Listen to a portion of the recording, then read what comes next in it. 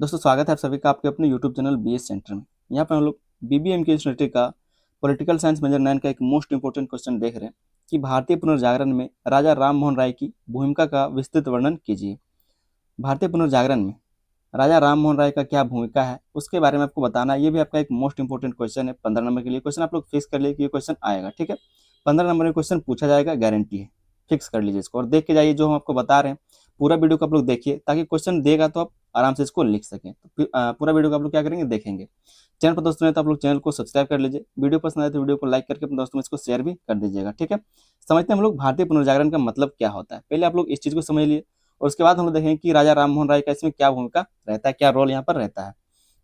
भारतीय पुनर्जागरण का मतलब क्या है, जैसे उत्तर वैदिक काल से जब ऋग्वैदिक काल चल रहा था उस टाइम महिलाओं का स्थिति बहुत ही बेहतर था, लेकिन जब उत्तर वैदिक काल आया तो धीरे धीरे महिलाओं का स्थिति जो है, जो समाज का स्थिति वो खराब होने लगा था, ठीक है।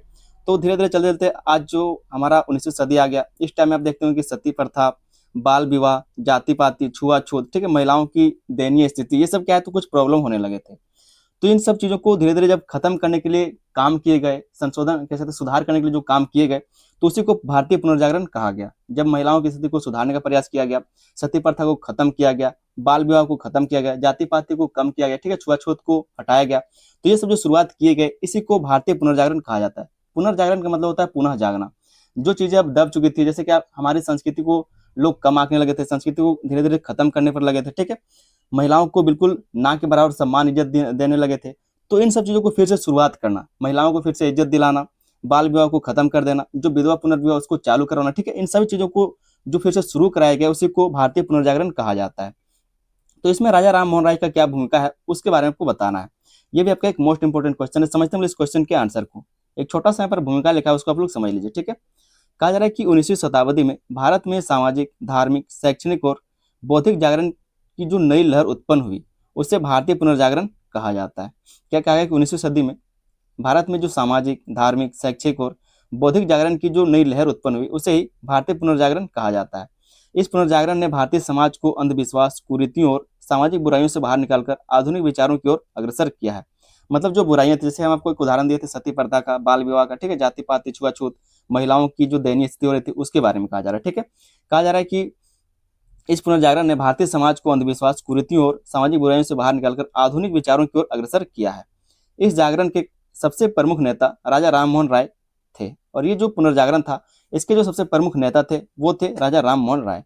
उन्हें भारतीय पुनर्जागरण का जनक भी कहा जाता है। और ये जो राजा राम मोहन राय हैं, इनको भारतीय पुनर्जागरण का जनक भी कहा जाता है। आगे इसमें कहा जा रहा है कि उन्होंने भारतीय समाज में नई चेतना, तर्कशीलता, शिक्षा और सामाजिक सुधार की भावना पैदा की है। क्या कहा जा रहा है कि जो राजा राम मोहन राय थे उन्होंने क्या किया, भारतीय समाज में नई चेतना लाया, मतलब नया विचार लाया, नया सोच लाया, तर्कशीलता लाया, शिक्षा, सामाजिक सुधार की भावना को पैदा किया है। तो ये हमने एक छोटा सा भूमिका को देख लिया आपका क्वेश्चन के आंसर का।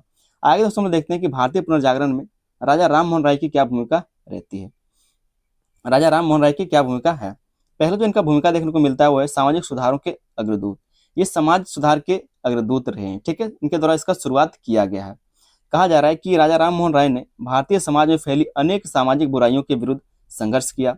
उस समय समाज में सती प्रथा, बाल विवाह, बहु विवाह, जाति भेद और महिलाओं की दयनीय स्थिति जैसी समस्याएं थी। उस टाइम में क्या है तो 19वीं सदी से पहले और 19वीं सदी तक क्या है तो सती प्रथा था, बाल विवाह था, बहु विवाह था, जाति पाति थे, ठीक है, जाति भेद था, महिलाओं की दयनीय स्थिति, इस तरह की बहुत सारी समस्याएं थी। हम लोग देख रहे हैं सामाजिक सुधारों के अग्रदूत, जो हमारे राजा राम मोहन राय हैं वो सामाजिक सुधारों के अग्रदूत हैं, ठीक है। तो इनका क्या भूमिका रहा, आगे इसमें कहा जा रहा है कि उन्होंने विशेष रूप से सती प्रथा के खिलाफ आंदोलन चलाया। सती प्रथा में पति की मृत्यु के बाद पत्नी को भी चिता में जला दिया जाता था। और जो सती प्रथा था उसमें क्या होता था, जिसका भी पति मरता था, जिस भी औरत का जो पति होता था वो मर जाता था, तो उसकी पत्नी को भी, मतलब बीवी को भी क्या है तो उसकी पत्नी को भी उसी चिता में डाल करके क्या उसको भी जला दिया जाता था। तो उसको बोलते हैं सती प्रथा। राजा राम मोहन राय ने इस अमानवीय प्रथा को जोरदार विरोध किया। राजा राम मोहन ने क्या किया, इस अमानवीय प्रथा, मतलब ये मानवीय कह सकते हैं कि एक तरह से मानव को इस तरह से नहीं करना चाहिए, मानव के साथ इस तरह से नहीं करना चाहिए, तो एक अमानवीय प्रथा था ये। मतलब किसी आदमी को जिंदा जला दे रहे हैं उसी के साथ, तो क्या एक अमानवीय प्रथा था जिसका जोरदार इन्होंने विरोध किया। उनके प्रयासों से तत्कालीन governor general lord William Bentinck ने 1829 ईस्वी में सती प्रथा को कानून बनाकर समाप्त कर दिया। जो हमारे राजा राम मोहन राय वो क्या है तो सिर्फ एक समाज सुधारक है, उनके पास उस टाइम में कोई सत्ता नहीं था, ताकत नहीं था, वो जो सत्ता था वो था लॉर्ड विलियम बेंटिंक के पास, ठीक है। उस टाइम ये गवर्नर जनरल था भारत का। तो उसी टाइम 1829 में इसके द्वारा कानून बनाया गया और ये सती प्रथा को खत्म कर दिया गया। नाम अगर पूछेगा तो इसी का नाम आता है, ठीक है, लॉर्ड विलियम बेंटिंक का ही नाम आता है सती प्रथा को खत्म करने के लिए। आगे इसमें कहा जा रहा है कि उन्होंने महिलाओं के अधिकारों, विधवा पुनर्विवाह और स्त्री शिक्षा का भी समर्थन किया। उनका मानना था कि समाज की उन्नति महिलाओं की उन्नति के बिना संभव नहीं है, ठीक है। जो राजा राम मोहन राय थे उनका मानना था कि अगर समाज का उन्नति चाहते तो महिलाओं का उन्नति उसमें जरूरी है, तभी जाकर समाज का उन्नति हो सकता है। दूसरा जो भूमिका रहता है राजा राम मोहन राय का वो है धार्मिक सुधारों में योगदान। धार्मिक चीजों के सुधार में उनका योगदान रहा है। राजा राम मोहन राय ने धर्म के क्षेत्र में भी महत्वपूर्ण सुधार किए। उन्होंने हिंदू धर्म में फैली मूर्ति पूजा, कर्मकांड और अंधविश्वास का विरोध किया। ये जो राजा राम मोहन राय थे उनका मानना था कि मूर्ति पूजा नहीं करना चाहिए, मूर्ति पूजा गलत है, इंसान का पूजा करना मतलब इंसानियत का पूजा करना चाहिए, भावना का पूजा करना चाहिए, ठीक है, मानवता का पूजा करना चाहिए, इस तरह से इनका मानना था। तो वही बात कहा जा रहा है कि उन्होंने हिंदू धर्म में फैली मूर्ति पूजा, जो कर्मकांड होते हैं, मतलब जो पूजा यज्ञ वगैरह ये सब, जो अंधविश्वास है कि थर्ड पार्टी हमें भगवान के बारे में बताते हैं, भगवान से हमें मिलाते हैं, ठीक है, तो ये सब चीजों का इन्होंने विरोध किया है। वे एकेश्वरवाद में विश्वास करते थे। वो क्या है, तो एकेश्वरवाद में विश्वास करते थे, मतलब ईश्वर एक है। उन्होंने 1828 ईस्वी में ब्रह्मो समाज की स्थापना की। ब्रह्म समाज की क्या तो स्थापना किया था। ब्रह्म समाज का उद्देश्य था एक ईश्वर उपासना करना, एक ईश्वर की उपासना करना। इनके द्वारा जो 1828 में ब्रह्म समाज का स्थापना किया गया था राजा राम मोहन राय के द्वारा, उनका उद्देश्य क्या था, इस ब्रह्म समाज का उद्देश्य क्या था, पहला उद्देश्य था इसका एक ईश्वर की उपासना करना, मतलब ईश्वर क्या है, एक है। धार्मिक अंधविश्वासों को दूर करना, जो हम लोग पूजा पाठ करते हैं, मूर्ति का पूजा करते हैं, या फिर जो पंडित जी पूजा करवाते हैं, यज्ञ कराते हैं, हवन करवाते हैं, या फिर कोई भी कर्मकांड करवाते हैं, तो उन अंधविश्वासों से दूर रहना। जाति प्रथा और सामाजिक भेदभाव का विरोध करना, मतलब लोगों में, समाज में जो जाति प्रथा रहता है कि कोई छोटा जात का है, कोई बड़ा जात का है, जो सामाजिक भेदभाव है, ठीक है, छुआछूत, इन सब चीजों का विरोध करना। नैतिक और आध्यात्मिक जीवन को बढ़ावा देना। ऐसा नहीं कि इनके द्वारा जो ब्रह्म समाज का स्थापना किया गया उसमें सिर्फ पूजा पाठ के बारे में बताया गया, इनके द्वारा समाज के बारे में, राजनीति के बारे में, सब कुछ के बारे में यहाँ पर बताया गया, ठीक है। तो ये कहा जा रहा है कि नैतिक और आध्यात्मिक जीवन को बढ़ावा देना। ब्रह्म समाज ने भारतीय समाज में धार्मिक सहिष्णुता और आधुनिक सोच को विकसित किया है। कहा जा रहा है कि जो ब्रह्म समाज था उसने भारतीय समाज में धार्मिक सहिष्णुता और आधुनिक सोच को विकसित किया, मतलब धार्मिक सहिष्णुता भी था इसमें और आधुनिक सोच भी था, दोनों को यहाँ पर विकसित किया गया है। आगे दोस्तों जो तीसरा पॉइंट है, जो तीसरा इसका भूमिका है, हम लोग राजा राम मोहन राय का जो तीसरा भूमिका हम लोग देखेंगे वो है आधुनिक शिक्षा के समर्थक। ये आधुनिक शिक्षा के समर्थक थे, ठीक है, मतलब जो अंग्रेजों के द्वारा शिक्षा प्रणाली अपनाया जा रहा था उसके ये समर्थक थे। राजा राम मोहन राय का मानना था कि शिक्षा ही समाज को बदल सकती है। उन्होंने पारंपरिक शिक्षा के साथ साथ आधुनिक और वैज्ञानिक शिक्षा पर जोर दिया, ठीक है। उन्होंने अंग्रेजी शिक्षा, विज्ञान, गणित और आधुनिक विषयों के अध्ययन का समर्थन किया। तो जो अंग्रेजों के द्वारा शिक्षा ग्रहण किया जाता था उन्हीं शिक्षाओं को इनके द्वारा भी जोर दिया कि इनको सीखना जरूरी है ताकि आप समाज के साथ चल सके, आगे बढ़ सके। आगे इसमें कहा जा रहा है कि उन्होंने हिंदू कॉलेज की स्थापना में सहयोग दिया, जो आगे चलकर आधुनिक शिक्षा का महत्वपूर्ण केंद्र बना।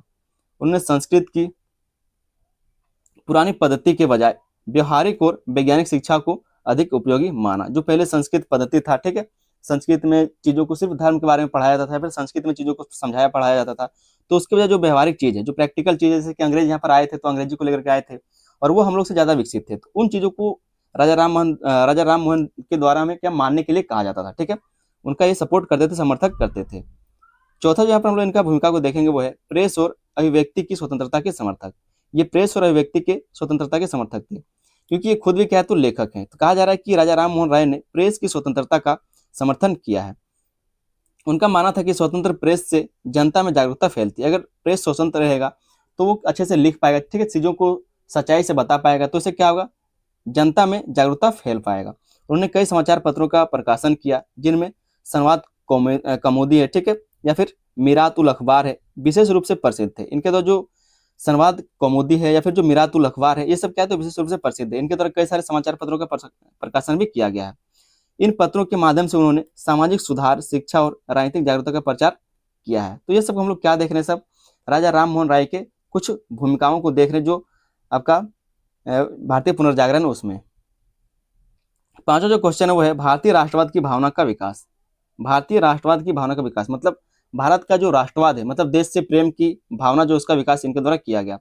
राजा राम मोहन राय ने भारतीयों में आत्म सम्मान और राष्ट्रीय चेतना जगाने का कार्य किया है। जो राजा राम मोहन राय थे, ठीक है, इनके द्वारा भारतीयों में आत्मसम्मान और राष्ट्रीय चेतना जगाने का कार्य किया है। उन्होंने भारतीय संस्कृति और परंपराओं का सम्मान करते हुए आधुनिक विचारों को अपनाने पर बल दिया है। मतलब जो हमारा संस्कृति, जो हमारा भारत का संस्कृति है, जो परंपराएं, उसको सम्मान करते हुए, उसको मानते हुए जो आज का आधुनिक विचार उसको भी अपनाने पर बल दिया। मतलब आज की चीजों को भी सीखना जरूरी है। उन्होंने लोगों को यह समझाया कि समाज तभी प्रगति करेगा जब वह अंधविश्वास छोड़कर तर्क और विज्ञान को अपनाएगा। इनका मानना था कि समाज तभी विकसित हो पाएगा, समाज तभी विकास कर पाएगा जब लोग क्या करेंगे, अंधविश्वास को छोड़ेंगे और तर्क और विज्ञान को अपनाएंगे। ठीक है। उनके विचारों ने आगे चलकर भारतीय राष्ट्रवाद के विकास में भी महत्वपूर्ण भूमिका निभाई।